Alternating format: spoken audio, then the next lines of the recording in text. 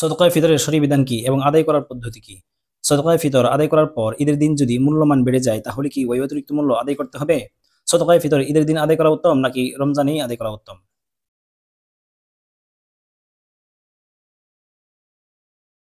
সাদুল ইসলাম জানতে চেয়েছেন সদকায়ে ফিতরের শরঈ বিধান কি এবং আদায় করার পদ্ধতি কি? ঈদের দিন সুবহে সাদিকের সময় যার কাছে যাকাত পরিমাণ সম্পদ থাকে এবং যার উপর যাকাত ওয়াজিব ওই ব্যক্তির উপর আবশ্যক হচ্ছে সদকায়ে ফিতর আদায় করা।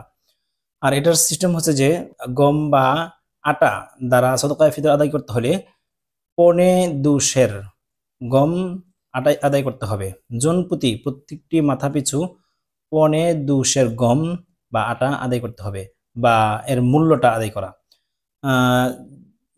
যদি পারা যায় তাহলে খেজুর, কিশমিশ বা জব এগুলো দ্বারা আদায় করা। আর এগুলোর পরিমাণ হচ্ছে 3.5 সেরের একটু বেশি পরিমাণ আদায় করা।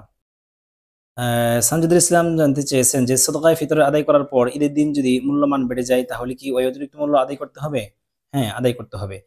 অর্থাৎ ঈদ আসার পূর্বেই যদি এই সদকায়ে ফিতর আদায় করা হয়, পরবর্তীতে দেখা গেল ঈদের দিন এই গমের দাম বা জবের দাম বেড়ে গিয়েছে, যতটুকু বেড়ে যাবে এতটুকুই আবার পুনরায় আদায় করতে হবে।